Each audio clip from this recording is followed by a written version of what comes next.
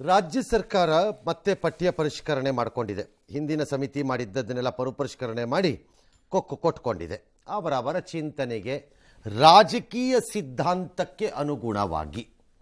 ನಮ್ಮ ರಾಜ್ಯದಲ್ಲಂತೂ ನಂಗೆ ಬೇರೆ ಕಡೆ ಗೊತ್ತಿಲ್ಲ, ಪಠ್ಯ ಪುಸ್ತಕದ ಪಠ್ಯ ನಿರ್ಧಾರ ಮಕ್ಕಳ ಹಿತದೃಷ್ಟಿಯಿಂದ ಅಲ್ಲ, ಅವರವರ ಅಂದಿನ ಸರ್ಕಾರದ ರಾಜಕೀಯ ಚಿಂತನೆಗಳು ಮತ್ತು ಸಿದ್ಧಾಂತದ ಭಾಗವಾಗಿ ಅಷ್ಟೇ.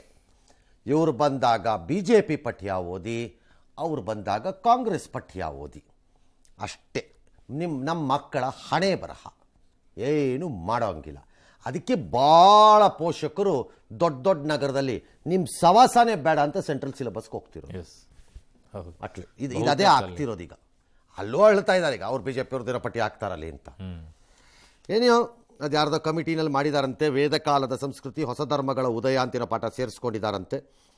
ಎಂಥದ್ದು ಅದ್ಯಾವುದೋ ಇನ್ಯಾವುದೋ ಒಂದನ್ನು ಕಡಿಮೆ ಮಾಡಿದ್ದಾರೆ, ಚಿಕ್ಕದು ಮಾಡಿದ್ದಾರೆ, ದೊಡ್ಡದು ಮಾಡಿದ್ದಾರೆ, ಈ ಥರ ಏನೋ ಒಂದು ಮಾಡ್ಕೊಂಡಿದ್ದಾರೆ. ಏನಾರು ಮಾಡ್ಕೊಳ್ಳಿ. ಮಕ್ಕಳು ನನಗೆ ಒಂದೇ ಒಂದು ಅಡ್ವೈಸ್, ತಲೆನೇ ಕೆಡ್ಸ್ಕೊಬೇಡಿ, ಇವ್ರು ಏನಾರು ಚೇಂಜ್ ಮಾಡ್ಕೊಳ್ಳಿ. ಮಾರ್ಕ್ಸ್ ತಗೊಳಕ್ಕೆ ಎಷ್ಟು ಬೇಕೋ ಅಷ್ಟು ಓದ್ಬಿಟ್ಟು ಬಿಟ್ಬಿಡಿ ಬ್ರೈನಿಂದ, ನಿಮಗೆ ಬೇಡ ಅನ್ಸಿದ್ರೆ ಅಷ್ಟು. ಬಟ್ ಇದಕ್ಕೊಂದು ಸಪರೇಟ್ ಆಗಿ ಮಾಡಕ್ಕೆ ಆಗಲ್ವಾ ಸರ್? ಗೊತ್ತಿಲ್ಲ, ಮಾಡಕ್ಕೆ ಬರಲ್ಲ. ಸರ್ಕಾರನೇ ಇಂಟರ್ಫಿಯರ್ ಆಗ್ಬೇಕಾ ಸರ್? ಗೌರ್ಮೆಂಟೇ ಮಾಡಬೇಕು, ಬೇರೆ ದಾರಿ ಇಲ್ಲ. ಎಸ್. ಇನ್ನು ಲೋಕಸಭೆ ಚುನಾವಣೆ ಸಮಯದಲ್ಲಿ ವಿಪಕ್ಷ INDIA ಕೂಟದ ನಾಯಕರು ವಿವಾದಾತ್ಮಕ ಹೇಳಿಕೆಗಳ ಮೂಲಕ ಸದ್ದು ಮಾಡತೊಡಗಿದ್ದಾರೆ. ದೇಶ, ದೇವರು, ರಾಮ, ರಾಮಾಯಣ, ರಾಮ ಮಂದಿರ ಮತ್ತು ಪ್ರಧಾನಿ ಮೋದಿ ವಿಚಾರವಾಗಿ ಕಾಂಗ್ರೆಸ್, DMK ಮತ್ತು TMCಯ ಮೂವರು ವಿವಾದಾತ್ಮಕ ಹೇಳಿಕೆಗಳನ್ನು ಕೊಟ್ಟಿದ್ದಾರೆ. DMKಯ ಎ ರಾಜಾ ಅಂತೂ ಇಂಡಿಯಾ ಅಂದ್ರೆ ದೇಶ ಅಲ್ಲ, ಅದು ಉಪಖಂಡ ಅಂದಿದ್ದಾರೆ. ಮಣಿಪುರದಲ್ಲಿ ನಾಯಿ ಮಾಂಸ ತಿನ್ನೋದು ಕೂಡ ಒಂದು ಸಂಸ್ಕೃತಿ, ಕೆಲವರು ಬೀಫ್ ತಿಂತಾರೆ, ಅದು ಅವರ ಸಂಸ್ಕೃತಿ, ಅದನ್ನು ಗೌರವಿಸಬೇಕು ಅಂದಿದ್ದಾರೆ. ಈತನೇ ದೇವರು ಅಂದ್ರೆ ಜೈ ಶ್ರೀರಾಮ್, ಭಾರತ್ ಮಾತಾ ಕಿ ಜೈ ಅಂದ್ರೆ ಅದನ್ನು ತಮಿಳುನಾಡು ಅಂಗೀಕರಿಸಲ್ಲ ಅಂತ ಇವರೇ ಹೇಳಿಬಿಟ್ಟಿದ್ದಾರೆ. ನಾನು ರಾಮಾಯಣವನ್ನು ನಂಬಲ್ಲ ಅಂತೆಲ್ಲ ಮಾತಾಡಿದ್ದಾರೆ. ಈ ಕಡೆಗೆ ರಾಹುಲ್ ಗಾಂಧಿ ಅವರು ಸಹ ದೇಶದಲ್ಲಿ ನಿರುದ್ಯೋಗ, ಹಸಿವಿನ ಸಾವೆಲ್ಲ ಹೆಚ್ಚುತ್ತಾ ಇದೆ, ಆದರೆ ಮೋದಿ ಮಾತ್ರ ಜೈ ಶ್ರೀರಾಮ್ ಅಂತ ಕೂಗಿ ಅಂತಿದ್ದಾರೆ. ನೀವು ಜೈ ಶ್ರೀರಾಮ್ ಅಂತ ಹೇಳುತ್ತಾ ಹಸಿವಿನಿಂದ ಸಾಯಬೇಕು ಅಂತ ಪ್ರಧಾನಿ ಬಯಸ್ತಾ ಇದ್ದಾರೆ ಅಂತ ಒಂದು ವಿವಾದಾತ್ಮಕ ಹೇಳಿಕೆಯನ್ನ ರಾಹುಲ್ ಗಾಂಧಿ ಕೊಟ್ಟಿದ್ದಾರೆ. ಇನ್ನು TMCಯ ರಾಮೇಂದ್ರ ಸಿನ್ಹಾ ಇನ್ನೊಂದು ಹೆಜ್ಜೆ ಮುಂದೆ ಹೋಗಿದ್ದಾರೆ. ಅಯೋಧ್ಯೆ ರಾಮ ಮಂದಿರ ಅಪವಿತ್ರ ಪ್ರದೇಶ, ಅದು ಹಿಂದೂಗಳು ಯಾರು ಅಲ್ಲಿ ಹೋಗಿ ಪೂಜಿಸಬಾರದು ಅಂತ ನಾಲಿಗೆ ಹರಿಬಿಟ್ಟಿದ್ದಾರೆ. ಈ TMC ಲೀಡ್ರು ಅವನಿಗಿರೋ ನಾಲಿಗೆಗೆ, ಅವನಿಗೆ ಅದನ್ನು ಮುಂದಕ್ಕೆ ಚಾಚಿ ಹೇಸಿಗೆ, ಅಧಿಕಾರವೆಂಬ ಆಸೆಗೆ ಹೇಸಿಗೆಯನ್ನು ತಿಂದುಕೊಂಡು ಬದುಕಿ ಬಾಳುವ ಪರಾವಲಂಬಿ ಕ್ರಿಮಿ ಅದು. ಆ ಕ್ರಿಮಿ ಬಗ್ಗೆ ಯಾರಾದರೂ ಗಮನ ಕೊಡ್ತೀವಾ? ಕೊಚ್ಚೆ ಚರಂಡಿನಲ್ಲಿ ಜಂತುಳುಗಳ ಥರ ಕೆಲವು ಓಡಾಡ್ತಿರತ್ವೆ ಯಾವ್ಯಾವೋ ಕ್ರಿಮಿಗಳು. ಅದನ್ನು ಯಾರಾದರೂ ನೋಡೋದು ಹೋಗ್ತಾ ಇದೆ ಅಂತ ನೋಡ್ತಾರಾ? ಹೋಗಿದ್ದಾರೆ. ಒಂದು ಒಳ್ಳೆ ಮೀನು ಹೋಗ್ತಾ ಇದೆ, ಚೆನ್ನಾಗಿ ಹೋಗ್ತಿದೆ ನೋಡು ಮೀನು ಅಂತ ನೋಡ್ತಾರೆ. ಈ ಜಂತುಗಳು ನೋಡ್ತಾರಾ? ಇದು ಜಂತುಗಳು. ಕೆಲವೊಂದು ಟೈಮಲ್ಲಿ ಏನು ಜೈ ಶ್ರೀರಾಮ್ ಅಂತ ಕೂಗಿ ಹಸಿವಿನಿಂದ ಸಾಯಬೇಕು. ಹಸಿವು ಭಾರತವನ್ನು ಎಷ್ಟು ವರ್ಷದಿಂದ ಕಾಡ್ತಾ ಇದೆ? 10 ವರ್ಷದಿಂದಂತೂ ಅಲ್ವಲ್ಲ. ಹೌದು. ಎಸ್. ಆ ಮೊದಲು ಅವಾಗಿದ್ದಾಗ ಏನು ಹೇಳಿ, ನೀವು ಅಧಿಕಾರದಲ್ಲಿದ್ದಾಗ ಹಸಿವು ಇರಲಿಲ್ವಾ ಜನರದ್ದು? ಅವಾಗ ಏನಂತ ಹೇಳಿ ಸಾಯ್ತಾ ಇದ್ರು? ರೋಟಿ ಕಪ್ಪಡ ಅವ್ರ ಮಕಾನ್ ಅಂತ ಸ್ಲೋಗನ್ ಕೊಟ್ಬಿಟ್ಟು ಖಾಲಿ ಮಾಡಿಬಿಟ್ರಲ್ಲ ಜನ ಅವತ್ತು ನಿಮ್ಮ ಪಕ್ಷದಿಂದ, ರಾಹುಲ್ ಗಾಂಧಿ ಅವ್ರ ಪಕ್ಷದಿಂದ. ಎಲ್ಲಿ ಯಾಕದು ಆಗಿಲ್ಲ ಹಂಗಾರೆ?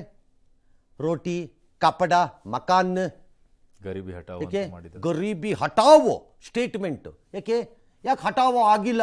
ಹಟಾವೋ ಆಗ್ಬಿಟ್ಟಿದ್ರು, ಇವತ್ತು ಯಾಕೆ ಹಸಿವಿನಲ್ಲಿ ಇರಬೇಕಾಗಿತ್ತು ಜನ?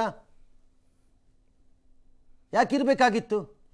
C the way he talks ಅಂದ್ರೆ ಏನಾಗೋಗಿದೆ ಅಂದರೆ ಎವ್ರಿಥಿಂಗ್ 10 ವರ್ಷದಲ್ಲೇ ಆಗಿರೋದು ಅನ್ನೋ ಥರ. ಪಾಸ್ಟ್ಗೆ ಯಾರು ರೆಸ್ಪಾನ್ಸಿಬಲ್ ಅಂದರೆ ಒಬ್ಬರು ಜವಾಬ್ದಾರಿ ತಗೊಳಕ್ಕೆ ರೆಡಿ ಇಲ್ಲ. ಅದಕ್ಕೆ ಏಕೆ ಅದು ಬೇಡವಾ? ಅಲ್ಲ, ದೇವರಂತಂದು ಇದಕ್ಕೆ ನಿಲ್ಲಿಸ್ತಾರೆ ಸರಿ. ರಾಮನ ನಂಬಬೇಡಿ, ಜೈ ಮಾತಾ ಕಿ ಅಂತ. ನಾನು ನಂಬಲ್ಲ ರಾಮಾಯಣ, ನಂಬಬೇಡ. ನಿನ್ನನ್ನು ಯಾವನಯ್ಯ ನಂಬು ಅಂತ ಹೇಳಿರೋದು? ನಿನ್ಗೆ ಯಾವನಾರು ಕರೆದಿದ್ನ ಬಾ ಅಂತ ನಂಬುಕೋ ಅಂತ, ಜೈ ಶ್ರೀರಾಮ್ ಅಂತ. ನಾನು ನಂಬಲ್ಲ ಅಂತ ನಂಬಬೇಡ. ನೀನು ಹೆಂಗೆ ನಂಬಲ್ಲ ಅನ್ನೋಕ್ಕೆ ಹಕ್ಕಿದೆಯೋ ಹಾಗೆ ನಂಬಕ್ಕೆ ನಮಗೂ ಹಕ್ಕಿದೆ. ಅಲ್ಲ ಸರ್, ಇವರೆಲ್ಲ ಸಂವಿಧಾನದ ಬಗ್ಗೆ ಉದ್ದುದ್ದ ಭಾಷಣ ಮಾಡ್ತಾರೆ. ಅದೇ ಸಂವಿಧಾನ ಇನ್ನೊಬ್ಬರ ನಂಬಿಕೆಗೆ ಧಕ್ಕೆ ಮಾಡಬಾರ್ದು ಅಂತ ಹೇಳ್ತಾರಲ್ಲ, ಭಾವನೆಗೆ ಪಾಲನೆ ಯಾಕೆ ಮಾಡಲ್ಲ ಸರ್? ಇದೆಲ್ಲ ಎಲ್ಲಿಯವರೆಗೆ ಈ ರೀತಿಯ ಮಾತುಗಳಿಂದ ಇನ್ನೊಬ್ಬರನ್ನು ದೂಷಿಸುವ ಮೂಲಕ ಅಧಿಕಾರವನ್ನು ಹಿಡ್ಕೊಂಡೇ ಇರಬಹುದು ಅನ್ನೋ ದಿಮಾಕಲ್ ಮೆರೀತಿರ್ತಾರೆ, ಅಲ್ಲಿಯವರೆಗೆ ಇವೆಲ್ಲ ನಡೆಯುತ್ತೆ. ಒಮ್ಮೆ ಅದಕ್ಕೆ ಹೊಡೆತ ಬಿದ್ದರೆ ಬಾಲ ಕತ್ತರಿಸ್ಕೊಂಡು ಇಲಿಗಳ ಥರ ಬಿಲ್ಗಳಿಗೆ ಹೋಗ್ತಾರೆ ಅಷ್ಟೇ. ಜನ ನೋಡ್ತಾರೆ ಅಷ್ಟೇ. That's all. ಓಕೆ. ಇನ್ನು ಇವ್ರ ಮಾತುಗಳಿಗೆ ಭಾಳ ಜನ ಎಲ್ಲ ಬೈದಿದ್ದಾರೆ, ಅಪಮಾನ ಅಂತೆಲ್ಲ ಬಿ ಜೆ ಪಿಯವ್ರು ಬೈದಿರೋದು ಡ್ಯಾಶ್ ಡ್ಯಾಶ್ ಡ್ಯಾಶ್ ಅದು ಅವ್ರವ್ರು ಒಬ್ಬೊಬ್ಬರು ಹೇಳ್ತಾರೆ. ಇದು ರಾಮ ಮಂದಿರದ ಮೇಲೆ ಹಿಂಗೆ ಮಾತಾಡೋದಾದ್ರೆ ಯಾವ ಲೆವೆಲ್ಗೆ ಹೋಗಿದ್ದಾರೆ ನೋಡ್ಕೊಳ್ಳಿ ಟಿ ಎಮ್ ಸಿನವರು ಅಂತ ಸುವೇಂದು ಅಧಿಕಾರಿ. ನಾವು ದೂರು ಕೊಡ್ತೀವಿ ಅಂತ ಕೊಡಿ, ತಪ್ಪೇನಿಲ್ಲ, ಕೊಡಿ, ದೂರು ಕೊಡಿ, ಯಾರು ಬೇಡ ಅಂದಿರೋರು. ಸನಾತನ ಧರ್ಮದ ವಿಚಾರದಲ್ಲಿ ಸ್ಟಾಲಿನ್ ಜೂನಿಯರ್ ಮಾತಾಡಿದ್ದಕ್ಕೆ ಸುಪ್ರೀಂ ಕೋರ್ಟ್ ಒಂದಷ್ಟು ಏನೋ ಹೇಳಿದ್ದಾರೆ. ಹೌದು, ತೀರ್ಮಾನ ಏನು ಮಾಡಿಲ್ಲ ಅವರು. ಮಾಡಿಲ್ಲ. ಹಾಗೆ ಇದು ಈಗ ನೀವು ಹೇಳ್ದಂಗೆ ನೀನು ಯಾವನಯ್ಯ ನನ್ನನ್ನು ಅವಮಾನಿಸಿ ಮಾತನಾಡಕ್ಕೆ, ನೀನು ಯಾವನು? ನನ್ನ ನಂಬಿಕೆಗೆ ಧಕ್ಕೆ ಹೆಂಗ್ ತರ್ತೀಯ? So ultimately if you are wants to invite trouble, ಯಾರೋ ಒಬ್ಬರನ್ನ ಬೈಕೊಂಡು ಓಡಾಡ್ತಿರ್ತಾರೆ, ಅವರು ಏನು ಕೂತಿರ್ಬೇಕಲ್ಲ, ಕಪಾಳ ಹೊಡಿಬೋದಲ್ಲ ಯಾವತ್ತೋ ಒಂದಿನ. ಹೌದು, ಹೊಡಿತಾರ ಒಂದಿನ, ಆ ದಿನ ಬರುತ್ತೆ ಅಷ್ಟೇ.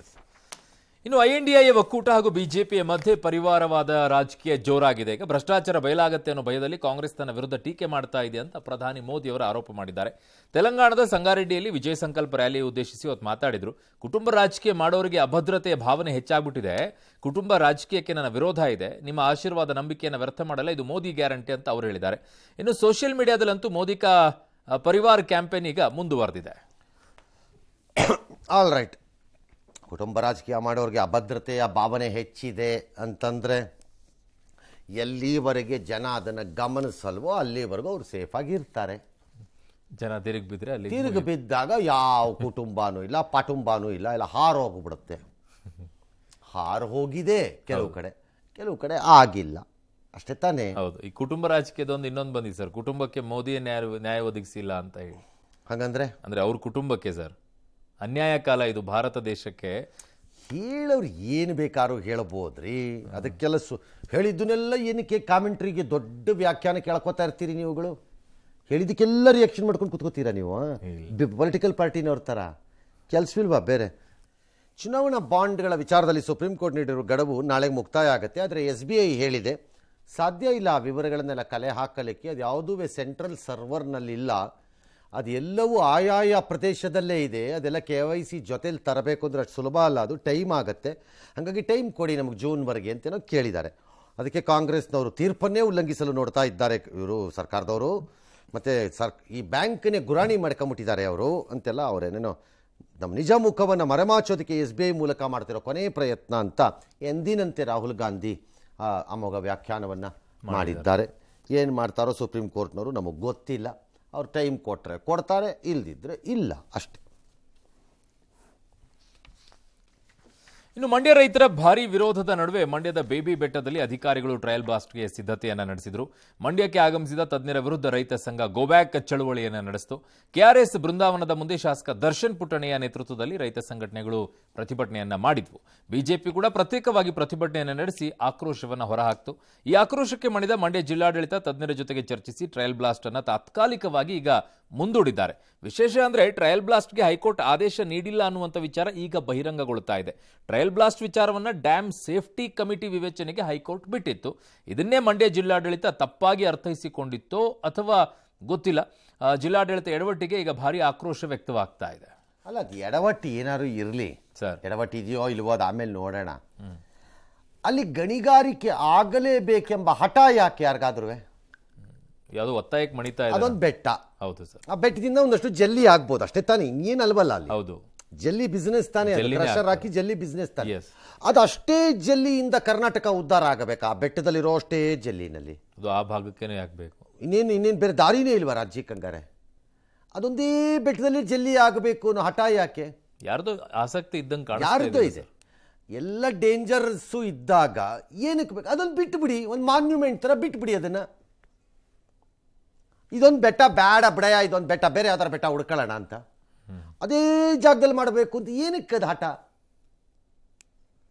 ಬೇರೆ ಎಲ್ಲೂ ಜಲ್ಲಿ ಬರಲ್ವಾ ಹಂಗಾರೆ? ಹಾಗಾದ್ರೆ ಒಂದೇ ಬೆಟ್ಟ ಸಪ್ಲೈ ಮಾಡುತ್ತೆ ಇಡೀ ರಾಜ್ಯಕ್ಕೆ ಅನ್ನೋದಾಗಿದ್ದಿದ್ರೆ ಆಯ್ತಪ್ಪ, ಕನ್ಸ್ಟ್ರಕ್ಷನ್ ಆಕ್ಟಿವಿಟಿ ಕತೆ ಏನು ಡ್ಯಾಶು ಡ್ಯಾಶು ಎಲ್ಲ ಬರ್ತಿತ್ತಪ್ಪ. ಏನಲ್ವಲ್ಲ, ಇಲ್ಲ. ಮತ್ತೆ ನಾಮಫಲಕ ಗಡುವು ವಿಸ್ತರಿಸಿದ್ರು ಕನ್ನಡಪರ ಸಂಘಟನೆಗಳು ಮಾತ್ರ. ಬೀದರ್, ಬಾಗಲಕೋಟೆ, ಬಳ್ಳಾರಿ, ಚಿತ್ರದುರ್ಗ, ದಾವಣಗೆರೆ, ಕೋಲಾರ, ರಾಯಚೂರು ಎಲ್ಲ ಕಡೆ ಪ್ರತಿಭಟನೆಗಳನ್ನು ಮಾಡಿ ಇಂಗ್ಲೀಷ್ ಬೋರ್ಡ್ಗಳನ್ನು ಬಿಸಾಕಿದ್ದಾರೆ. ಕೆಲವು ಕಡೆ ಮಸಿ ಹಾಕಿದ್ದಾರೆ, ಕೆಲವು ಕಡೆ ವಾದ ಪ್ರತಿವಾದ.